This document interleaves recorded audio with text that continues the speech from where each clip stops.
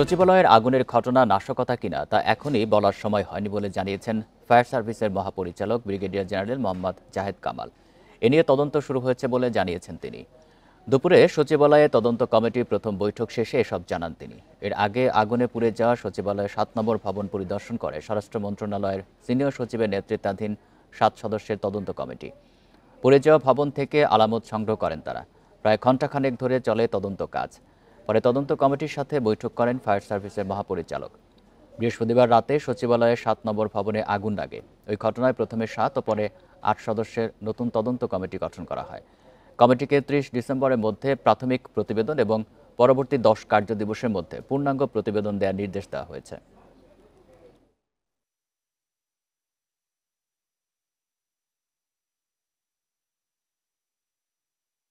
বলে আমরা তদন্তের কাজটা শুরু করছে, এখনো আমাদের পক্ষে কোনো কিছু বলা সম্ভব না। আমরা ভিজিট করেছি, সবাই দেখেছি, পরে এটা মন্তব্য করা যাবে। আরও জানাতে রাজধানীর কাকরাইল থেকে যোগ দিচ্ছেন সহকর্মী আদিলুর রহমান। আদিলুর, তদন্ত কমিটির প্রথম বৈঠকের বিষয়ে কি জানা গেল? আর তারা তো আলামত সংগ্রহ করেছেন, বের হয়ে যাওয়ার সময় সাংবাদিকদের সাথে কথা বলেছেন কিনা তারা?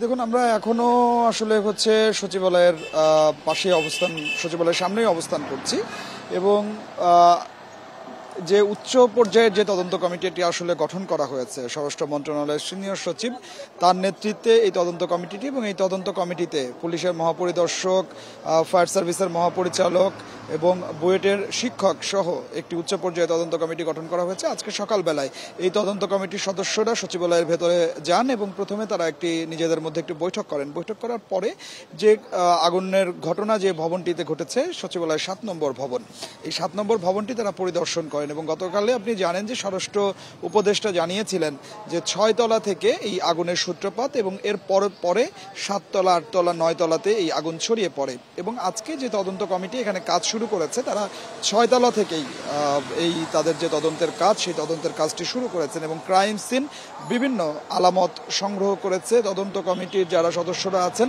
তারা যেসব কক্ষে অগ্নিকাণ্ডের ঘটনা ঘটেছে সেই সব কক্ষে তারা প্রবেশ করেছেন, যেসব আলামত পুড়ে গেছে সেই আলামতগুলো তারা সংগ্রহ করেছেন এবং সেই ঘটনাস্থল পরিদর্শন করেছেন। পরিদর্শন প্রায় ঘণ্টাখানিক তারা সেখানে ছিলেন।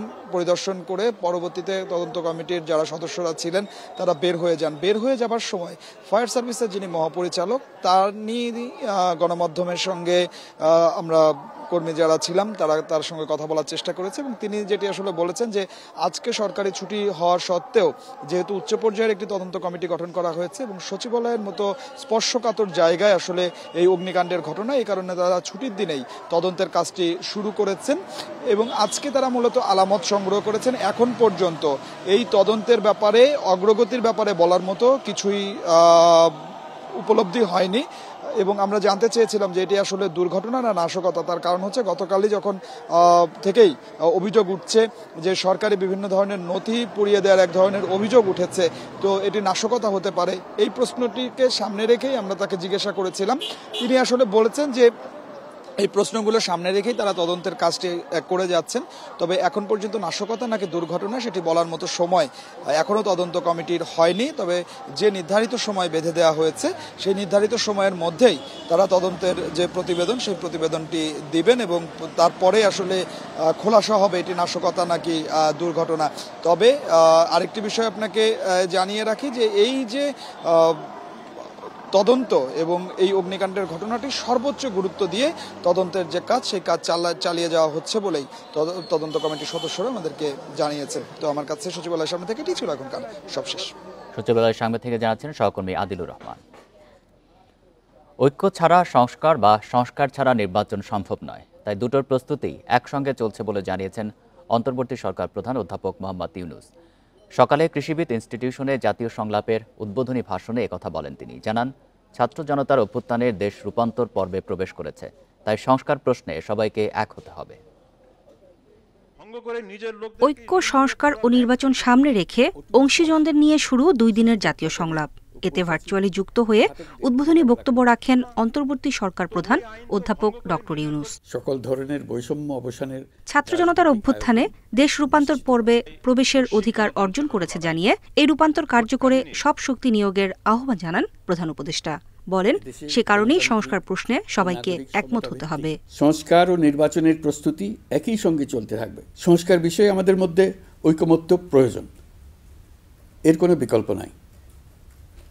এই 3 লক্ষ্যের কোনোটিকে ছাড়া কোনোটি সফল হতে পারবে না। ঐক্যবিহীন সংস্কার কিংবা সংস্কারবিহীন নির্বাচন বাংলাদেশকে এগিয়ে নিতে পারবে না। এ সময় অধ্যাপক ইউনূস আরও বলেন, মানবতা বিরোধীদের বিচারের মুখোমুখি করতে হবে। জুলাই অভ্যুত্থান শুধু দেশকে মুক্ত না, সাহসীও করেছে। ঐক্যই এর মূল শক্তি। আমাদের ছাত্র জনতা অটুট সাহসে শিশু হত্যাকারী ও পৈশাচিক ঘাতকদের মোকাবেলা করেছে। মানবতার বিরুদ্ধে এমন নিষ্ঠুরতাকে অবশ্যই বিচারের মুখোমুখি করতে হবে। গুম খুন থেকে জুলাই গণহত্যার বিচারের চ্যালেঞ্জের বিষয়টি আপনারা আপনাদের সংলাপের অন্তর্ভুক্ত করেছেন, এতে আমি আশ্বস্ত হয়েছি। ফ্যাসিবাদ দেশকে সব রকমের আদর্শ থেকে বিচ্যুত করে অন্ধকারে নিয়ে গিয়েছিল জানিয়ে আবারও সাম্য, মানবিক মর্যাদা এবং সামাজিক ন্যায় বিচার নিশ্চিতের প্রতিশ্রুতিও দেন প্রধান উপদেষ্টা। মানবিক মর্যাদা ও ন্যায় বিচারের পথে ফেরাবার লক্ষ্যে কাজ করছি। নূরে জান্নাত, ইন্ডিপেন্ডেন্ট নিউজ, ঢাকা। জাতীয় সংলাপ নিয়ে আরও জানাতে রাজধানীর খামারবাড়ি থেকে যোগ দিচ্ছেন সহকর্মী জাহানারা পারভিন। জাহানারা, জাতীয় সংলাপে বিএনপির পক্ষ থেকে কি বলা হয়েছে? আর অন্যান্য দলের নেতারাও তো ছিলেন, মাহমুদুর রহমান মান্না ছিলেন, কয়েকজন উপদেষ্টাও ছিলেন, তারা কি বললেন? বিএনপির পক্ষ থেকে বিএনপির মহাসচিব মির্জা ফখরুল ইসলাম আলমগীর তিনি খুব সংক্ষিপ্ত একটি বক্তব্য দিয়েছেন। তিনি বলেছেন যে এই যে সংস্কার কমিশন করা হয়েছে, তারা প্রস্তাব জমা দেবেন সরকারের কাছে, তারপর রাজনৈতিক দলগুলোর সঙ্গে সংলাপ হতে পারে এমনটা এখনো পর্যন্ত পরিকল্পনা রয়েছে। কিন্তু তিনি বলেছেন সংস্কারের যে প্রস্তাবগুলো সেগুলো চূড়ান্ত করে জমা দেওয়ার আগেই যেন রাজনৈতিক দলগুলোর সঙ্গে সংলাপ হয়, সেরকম একটি প্রস্তাব আজকে তিনি দিয়েছেন। এবং তিনি একটি কথা বলেছেন যে বিভিন্ন বক্তব্যে এরকম বলা হচ্ছে যে বিএনপি নির্বাচন চায়, সংস্কার চায় না। তিনি বলেছেন যে এটি সঠিক নয়। বিএনপি আসলে চায় দ্রুততম সময়ে জরুরি সংস্কারগুলো শেষে নির্বাচন। আরেকটি কথা তিনি বলেছেন, জনগণের উপর চাপিয়ে দিয়ে বা জনগণকে বাইরে রেখে কোনো কিছুই করা যাবে না। আসলে যেটা এখানে অন্যান্য দলগুলো ছিল, যেমন জামায়াত ইসলামের গোলাম পারোয়ার, তিনি কথা বলেছেন, যেটা বলেছেন যে বিএনপির সঙ্গেই কিন্তু কিছুটা সুর মিলে গেছে জামায়াত ইসলামের। আজকে যেটা দেখলাম, তার আগে কিন্তু তারা নির্বাচন নিয়ে খুব একটা তাড়া দেয়নি। আজকে বলেছেন যে হ্যাঁ, সংস্কার সংক্ষিপ্ত করতে হবে, সংস্কার সংক্ষিপ্ত করে দ্রুততম সময়ে নির্বাচন দিতে হবে, এবং সংস্কার খুব বেশি করার নেই এই সরকারের, কারণ তারা নির্বাচিত সরকার নেই, এমনটা জামায়াত ইসলামীর গোলাম পারোয়ার বলেছেন। এছাড়া আরো এখানকার আদিলুর রহমান তিনি কথা বলেছেন, দেবপ্রিয় ভট্টাচার্য কথা বলেছেন। তার কথাটি আমার কাছে একটু গুরুত্বপূর্ণ মনে হয়েছে। তিনি বলেছেন যে এই সংস্কার আসলে খুব বেশি জনগণের কাছে গ্রহণযোগ্য হবে না যদি তাদের আইন শৃঙ্খলা পরিস্থিতি ঠিক না হয়, তাদের জীবনযাত্রার মান, দ্রব্যমূল্যের কথা ইঙ্গিত করেছেন তিনি, যে জনগণের মনে যদি স্বস্তি না আসে তাহলে তারা এই সংস্কারের ব্যাপারে আসলে একমত হবে না, এবং সংস্কার তাদের মনোপুত হওয়া দূরে থাক, তারা এর সঙ্গে একাত্ম হবেন না, কারণ তাদের জীবনযাত্রা কঠিন হয়ে যাচ্ছে। এবং কেউ কেউ বলেছেন মানসিক সংস্কারের কথা। আসলে অনেক রকম কথা এখানে এসছে, কিন্তু সেশনটা মাত্র প্রধান উপদেষ্টা সকালে ভিডিও বার্তা পাঠিয়েছেন। তিনি গুরুত্বপূর্ণ যে কথাটি বলেছেন, নির্বাচন এবং সংস্কারের কাজ একই সঙ্গে চলবে, এবং তিনি বলেছেন গত 5 মাসে জাতীয় ঐক্য বেড়েছে। আর এখানে প্রথম সেশনে মির্জা ফখরুল ইসলাম আলমগীর কথা বলেছেন, জামায়াতের নেতা কথা বলেছেন, আদিলুর রহমান, দেবপ্রিয় ভট্টাচার্য। আসলে দুদিনের এই আজকের এই আমি একটু মঞ্চের পরিস্থিতিটা দেখাতে চাই। এই যে সংলাপ, এটা কিন্তু দুদিনের, আজকে শুরু হয়েছে, 2:30 থেকে একটি সংলাপ, আরেকটি শুরু হবে সেশন, সেখানে উপদেষ্টা নাহিদ ইসলাম কথা বলবেন, আরো কিছু গুরুত্বপূর্ণ মানুষ রয়েছেন, সলিমুল্লাহ খান থাকবেন, ফরহাদ মাজার, এরকম অনেক জাতীয় ব্যক্তিত্ব কথা বলবেন। এই জাতীয় সংলাপ 2004-এর আজকে প্রথম দিন। মূলত 3টা সেশন রয়েছে। আগামীকালও আসলে এই নিয়ে সংলাপ চলবে। মূলত নির্বাচন, ঐক্য, সংস্কার, এই বিষয়গুলো নিয়ে একটা ঐক্যমতে তারা আসতে চাচ্ছেন, সেজন্যই আলাপগুলো চলছে। গুরুত্বপূর্ণ যারা রয়েছেন, সরকারের অংশ যারা রয়েছেন বা কমিশনের প্রধান যারা রয়েছেন, তারা কথা বলছেন। আসলে এখান থেকে হয়তো একটি ঐক্যমতে তারা পৌঁছতে পারবেন নির্বাচন নিয়ে, জাতীয় ঐক্য নিয়ে এবং সংস্কার নিয়ে। খামারবাড়ি থেকে জানাচ্ছেন সহকর্মী জাহানারা পারভিন। আগামী ফেব্রুয়ারির শেষ দিকে আত্মপ্রকাশ করতে যাচ্ছে বৈষম্য বিরোধী ছাত্রদের নতুন রাজনৈতিক দল। এখনও চূড়ান্ত হয়নি নাম। ফ্যাসিস্ট বিরোধী সব শ্রেণী পেশার মানুষকে নিয়ে দল গঠনের প্রক্রিয়া চলছে। জানুয়ারির মধ্যে দেশের সব থানায় কমিটি দেওয়ার কথা জানিয়েছেন ছাত্র নেতারা।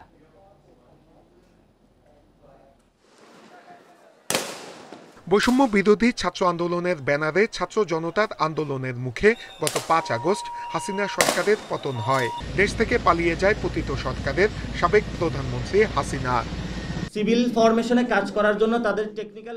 এরপর গত 14 সেপ্টেম্বর আন্দোলনের নেতৃত্ব দেয়া ছাত্রদের উদ্যোগে আত্মপ্রকাশ করে জাতীয় নাগরিক কমিটি। তখন থেকে আলোচনা সমালোচনা, তাহলে কি এই নামেই নতুন রাজনৈতিক দল গঠন হচ্ছে? জাতীয় নাগরিক কমিটি বলছে দল গঠন হবে ভিন্ন নামে। এখনো নাম ঠিক হয়নি। বৈষম্যহীন সমাজ গড়ে তোলার লক্ষ্য নিয়ে দল গঠন হতে যাচ্ছে।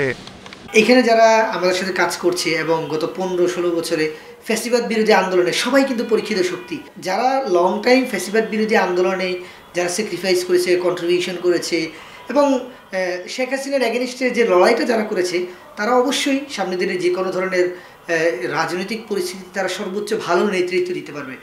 জনগণের প্রত্যাশা অনুযায়ী নতুন দল কাজ করবে। এরই মধ্যে 146টি থানায় কমিটি দেয়া হয়েছে। জানুয়ারির মধ্যে সব থানায় কমিটি দেওয়ার লক্ষ্য তাদের। মাঠে আমাদের দাবি জানানো থেকে শুরু করে বিভিন্ন স্টেক হোল্ডার যারা আছে তাদের সাথে আলাপ আলোচনা করা, সেই সাথে সাংগঠনিক পরিধি বিস্তার, সেটাও আমরা করার চেষ্টা করছি। এবং সাংগঠনিক পরিধি বিস্তার করতে গিয়ে আমাদের একটা উপলব্ধি হয়েছে যে এই অভ্যুত্থান পরবর্তী একটা রাজনৈতিক দলের প্রত্যাশা সকলের মধ্যে আছে। রাজনৈতিক বিশেষজ্ঞরা বলছেন নতুন দল করার আগে যথাযথভাবে গবেষণা করতে হবে, তাদের লক্ষ্য উদ্দেশ্য পরিষ্কার করতে হবে। তারা চাচ্ছেন ইনক্লুসিভ, তারা একটা অন্তর্ভুক্তিমূলক রাজনৈতিক কাঠামো দিতে চাচ্ছেন, কিন্তু এটাও প্রশ্ন সাপেক্ষ যে ইনক্লুসিভ বলতে আসলে তারা কি বুঝাইতে চাচ্ছে। আত্মপ্রকাশের আগেই দলকে সংগঠিত করা হবে। নাম ঘোষণার পরে নির্বাচন কমিশনে নিবন্ধনের জন্য আবেদন করা হবে বলে জানিয়েছে জাতীয় নাগরিক কমিটি। নূরে আলম, ইন্ডিপেন্ডেন্ট নিউজ, ঢাকা। শিক্ষাকে পুঁজি করে প্রতারণার ফাঁদ পেতেছিলেন বিএসপি গ্লোবাল নেটওয়ার্কের চেয়ারম্যান খায়রুল বাশার। শিক্ষার নামে করেছেন মানব পাচার। কানাডায় পাঠানোর কথা বলে পাঠিয়েছেন দুবাই। ভুয়া অফার লেটারে হাতিয়েছেন কোটি কোটি টাকা। প্রতারণার ফাঁদে পড়ে রাস্তায় রাস্তায় ঘুরছেন 1000-এরও বেশি ভুক্তভোগী।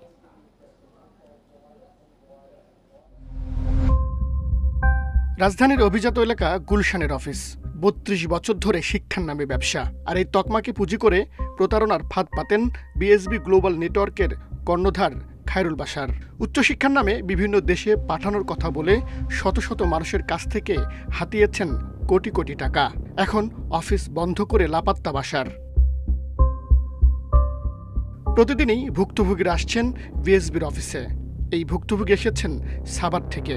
ছেলেকে কানাডা পাঠানোর কথা বলে নেওয়া হয় 12 লাখ টাকা। ঋণ করে সেই টাকা দিয়ে অথৈ সাগরে আবুল হোসেন। ওরা এমনভাবে চাপ দিছিল, চড়ামূল্যে সুদের ভার টাকা এনে আমি ওদেরকে দিয়েছিলাম। এখন ভাই আমি তো একেবারে অসহায় অবস্থায়, আমার আর কোনো জায়গা নাই ভাই। আমি নাহলে আত্মহত্যা করব, আমার আর কোনো জায়গা নাই ভাই। নাইফ হাসানের গল্পটা আরও ভয়াবহ। কানাডার কথা বলে তাকে পাঠিয়ে দেওয়া হয় দুবাই। পরে 4 মাস অমানবিক নির্যাতন সহ্য করে ফিরে আসেন দেশে। তারা আমাকে মনে করেন যে আরেক দালালের কাছে বিক্রি করে দিচ্ছে। সঠিকভাবে খাবার দাবার নাই, তারপর পানিটা নিয়ে দেয়নি, মানে চরম নির্যাতন করছে তারা। ভুক্তভোগীদের অভিযোগ, বিশ্বের বিভিন্ন দেশের শিক্ষা প্রতিষ্ঠান থেকে তাদের নামে অফার লেটার এলেও বিএসবি টাকা নিয়ে জমা দেয়নি সংশ্লিষ্ট শিক্ষা প্রতিষ্ঠানে। ফলে বাতিল হয়ে যায় সেসব অফার লেটার। বাশার সাহেবের চক্রান্ত পড়ে আমাদের খুব খারাপ অবস্থা। ইভেন আমি একটা জব করতাম, সেই জবটাও পর্যন্ত তাদের জন্য আমার চলে গেছে, ছেড়ে দিতে হয়েছে। পথের ফকিরের মতন বানাই ফেলছে। টাকা পয়সা নিয়ে ওদেরকে আনি দিজি দেওয়ার পরে ওদের আর খোঁজ খবর নাই। বিদেশগামীদের কাছ থেকে টাকা হাতানোর জন্য ভুয়া অফার লেটারও দিয়েছে বিএসবি গ্লোবাল নেটওয়ার্ক। এর সত্যতাও জানিয়েছে বিভিন্ন দেশের শিক্ষা প্রতিষ্ঠান। ভুক্তভোগীদের টাকা ফেরত দেওয়া নিয়ে টালবাহানা করলেও কয়েক বছরে সম্পদের পাহাড় গড়েছেন বাশার। রাজধানীর বারিধারার এই ভবনে রয়েছে 3টে ফ্ল্যাট। ভাটারার আব্দুল আজিজ সড়কে 2টি বহুতল ভবন। বসুন্ধরা আবাসিক এলাকার এই বিশাল জমির মালিকও খায়রুল বাশার। এখানেই শেষ নয়, ব্রাহ্মণবাড়িয়ার আশুগঞ্জে এই 12তলা ভবনটি প্রায় 50 কোটি টাকা দিয়ে বছর খানেক আগে কিনেছেন বাশার। এছাড়া ব্রাহ্মণবাড়িয়ার চরনারায়ণপুর ও ভবানীপুর মৌজায় রয়েছে তার 1106 জমি। Nazmul Sayeed, independent news, Dhaka. চাঁদপুরে মেঘনা নদীতে নোঙর করা জাহাজে 7 জনকে হত্যার প্রকৃত রহস্য উদ্ঘাটন, দ্রুত বিচার, ক্ষতিপূরণ দেওয়া সহ বিভিন্ন দাবিতে বৃহস্পতিবার রাত 12টার পর থেকে অনির্দিষ্টকালের জন্য কর্মবিরতি শুরু করেছে নৌযান শ্রমিকেরা। নৌযান শ্রমিক ফেডারেশনের উদ্যোগে সারা দেশে এই কর্মবিরতি চলছে। সকালে চাঁদপুরের মালবাহী তেল ও গ্যাসবাহী এবং বালুবাহী সহ সব পণ্যবাহী নৌযান শ্রমিকদের অবসর সময় কাটাতে দেখা যায়। একইভাবে চট্টগ্রামে কর্মবিরতি পালন করছে বাংলাদেশ লাইটার শ্রমিক ইউনিয়ন। কর্মবিরতি থেকে শ্রমিকরা নিহত প্রত্যেকের পরিবারকে 20 লাখ টাকা করে ক্ষতিপূরণ দেওয়ার দাবি জানিয়েছেন। পণ্য লোড আনলোড কার্যক্রম বন্ধ করে কর্মবিরতি পালন করছে লক্ষ্মীপুরের নৌ শ্রমিকেরাও। তবে স্বাভাবিক রয়েছে যাত্রীবাহী নৌযান চলাচল।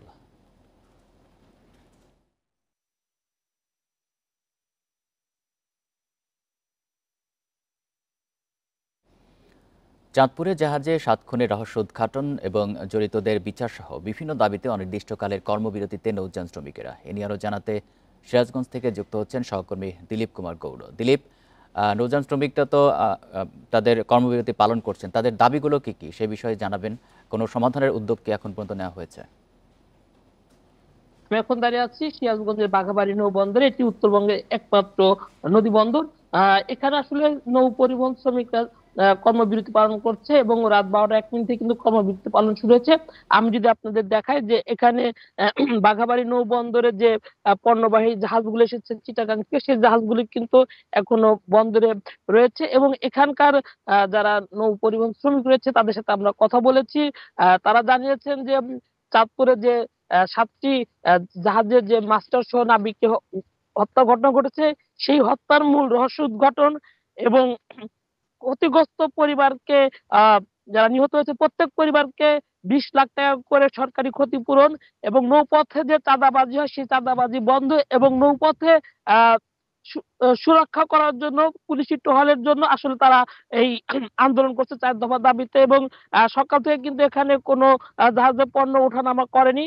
আর আমরা কথা বলেছিলাম এখানকার যিনি মাস্টার রয়েছেন, তিনি হচ্ছেন নৌ পরিবহন ফেডারেশনের কেন্দ্র কমিটির সহসভাপতি আব্দুল হক। উনি জানিয়েছেন যে এইটি যেহেতু সারা বাংলাদেশে একযোগে কর্মসূচি চলছে এবং তারা 72 ঘন্টা সময় দিয়েছিল সরকারকে, সেই সময়ের মধ্যে সরকার তাদের দাবি পূরণ না করার কারণে তারা কিন্তু বৃহস্পতিবার রাত 12টা 1 মিনিট থেকে এই কর্মবিরতি পালন করছে। তো আসলে প্রশাসনিক যে উদ্যোগ, সেই উদ্যোগ আসলে ঢাকাতে নিতে হবে। ঢাকা থেকে যদি তাদের কাছে কোনো নির্দেশনা আসে তাহলে তারা তাদের এই কর্মবিরতি প্রত্যাহার করবে, নচেৎ তাদের আসলে এই যে কর্মবিরতি সেটি চলতে থাকবে। আসলে এখানকার যারা নৌযান পরিবহন শ্রমিকের নেতারা আছে তারা বলেছে যে যেহেতু এটি কেন্দ্রীয় কর্মসূচি, কেন্দ্রের নির্দেশনে তারা এই কর্মবিরতি পালন করছে।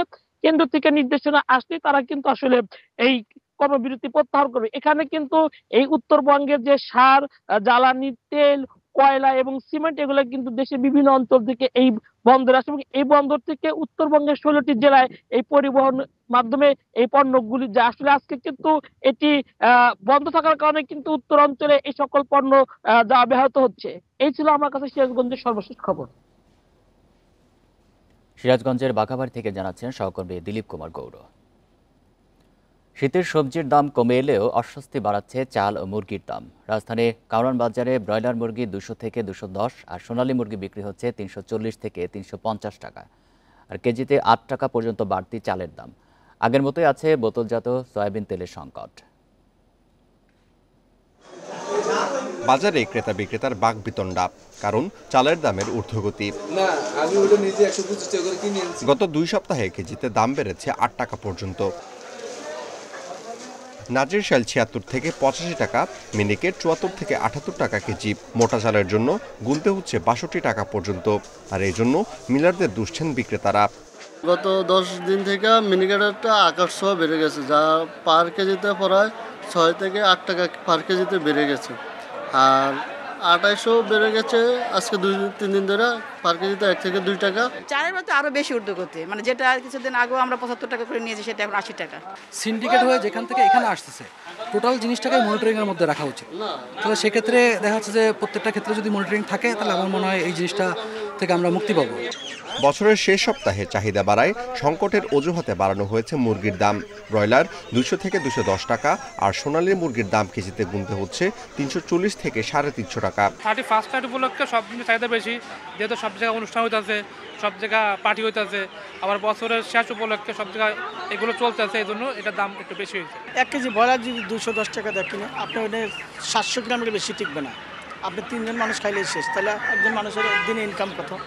এদিকে এখনও কাটেনি বোতলজাত সয়াবিনের সংকট, তবে কমতির দিকে শীতকালীন সবজির দাম। ফুলকপি বাঁধাকপি 30 টাকায়, টমেটোর কেজি 60 থেকে 70 টাকা আর 1 কেজি গাজর মিলছে 50 টাকায়। Amirul Islam, independent news, Dhaka. সপ্তাহের ব্যবধানে কেজিতে 30 টাকা পর্যন্ত বেড়েছে মুরগির দাম। বিক্রেতাদের দাবি, চাহিদা অনুযায়ী সরবরাহ না পাওয়ায় দাম বেড়েছে, তবে সরবরাহ বেশি থাকায় কমেছে সবজির দাম। চট্টগ্রামে কেজিতে 20 টাকা বেড়ে দেশি মুরগি বিক্রি হচ্ছে 600 টাকায়, 40 টাকা বেড়ে সোনালী মুরগির দাম 360 টাকা এবং 20 টাকা বেড়ে ব্রয়লার মুরগি বিক্রি হচ্ছে 210 টাকায়। বরিশালে গত সপ্তাহে 170 টাকা কেজি ব্রয়লার মুরগি এই সপ্তাহে বিক্রি হচ্ছে 195 থেকে 200 টাকায়। 300 টাকার সোনালী 320 টাকা কেজিতে বিক্রি হচ্ছে, তবে কমেছে সবজি, আলু ও পেঁয়াজের দাম। সরবরাহ বেশি থাকায় রাজশাহী ও খুলনার বাজারে কেজিতে 10 থেকে 30 টাকা পর্যন্ত কমেছে সবজির দাম। সিলেটের বাজারেও গত সপ্তাহের চেয়ে কেজিতে 5 থেকে 10 টাকা কমে পাওয়া যাচ্ছে সব ধরনের সবজি। কমেছে আদা, রসুন ও পেঁয়াজের দামও। কিছুদিন আগেও হয়তো 130-40-এর মধ্যে ছিল, আজকে পেঁয়াজ 50 টাকার মধ্যে পাচ্ছি। দাম বাড়ার কারণ বর্তমান মার্কেটে সোনালীর অনেক চাহিদা বেশি, বিভিন্ন ধরনের অনুষ্ঠান, পিকনিক, পার্টি, এইরকম। বাজারের পরিস্থিতি এই কমে এইবারে, এর কারণ হচ্ছে মনিটরিং নাই। ব্যাংক ঋণে উচ্চ সুদ হার, তবুও বাড়ছে বিলাসী ঋণ নেওয়ার পরিমাণ। গেল জুন থেকে সেপ্টেম্বর 3 মাসে শুধু ভোক্তা ঋণ বিতরণী বেড়েছে 2,700 কোটি টাকারও বেশি। আর গত 1 বছরে এই খাতে ঋণ বিতরণ বেড়েছে 9,103 কোটি টাকা। সংশ্লিষ্টদের মতে ধীরে ধীরে ব্যাংকিং খাত সচল হচ্ছে, তাই বাড়ছে ঋণ বিতরণও। চলতি বছরের নভেম্বরে মূল্যস্ফীতি দাঁড়িয়ে 11.38%, যা গেল 4 মাসের মধ্যে সর্বোচ্চ। মূল্যস্ফীতি ঠেকাতে বারবার নীতি সুদহার বাড়িয়েছে বাংলাদেশ ব্যাংক। এতে বেড়েছে সব ধরনের সুদহার, ফলে ভোক্তা ঋণীয় ব্যাংকগুলোয় সুদের হার বেড়েছে 15%-এর বেশি। কেন্দ্রীয় ব্যাংকের তথ্য বলছে, চলতি বছরের সেপ্টেম্বর শেষে ভোক্তা ঋণের স্থিতি দাঁড়িয়েছে 1,39,613 কোটি টাকায়, যা জুন মাসে ছিল 1,36,904 কোটি টাকা। আর সেপ্টেম্বর শেষে বিভিন্ন ভোগ্যপণ্য কেনায় ঋণ বিতরণের স্থিতি ছিল 35,719 কোটি টাকা, যা গত বছরের একই সময়ে ছিল 34,175 কোটি টাকা, যা গেল 1 বছরে বেড়েছে 1,544 কোটি টাকা। যে এনভায়রনমেন্টটা, ম্যাক্রো পলিটিক্যাল যে এনভায়রনমেন্টটা তৈরি হচ্ছে, সেই এনভায়রনমেন্টটাতে যদি খুব মেটিকুলাসলি সকল ব্যাংক কর্পোরেট গভর্নেন্স ইনশিওর করে কাজ করে, তাহলে আস্তে আস্তে এই সংকটগুলো উত্তরণ হবে এবং আমাদের দেশের যে আগের যে ভাবমূর্তি ছিল সেই জায়গাতে আমরা পৌঁছাতে পারবো।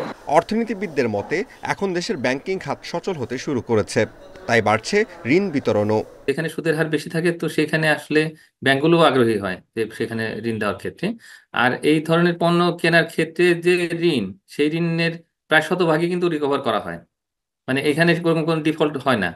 কিন্তু আমরা যদি শিল্প ক্ষেত্রে দেখি, তাহলে সেক্ষেত্রে বড় যে সমস্ত ইন্ডাস্ট্রিগুলো আছে সেখানে যে রিকভারি রেট 75 থেকে সর্বোচ্চ 80%। দেশে ব্যাংকগুলোর তারল্য সংকট সমাধানে নানামুখী সংস্কারের উদ্যোগ নিচ্ছে বাংলাদেশ ব্যাংক। এর ফলে ব্যাংকগুলোয় গ্রাহকের আস্থা বাড়বে বলে মনে করছেন সংশ্লিষ্টরা। Amirul Islam, independent news, Dhaka. এ ছিল বিরতির সংবাদ দুপুরে। ইন্ডিপেন্ডেন্ট টেলিভিশনের সব খবরের আরো বিস্তারিত জানতে চোখ রাখুন ফেসবুক, এক্স এবং ইউটিউবে। ধন্যবাদ সবাইকে।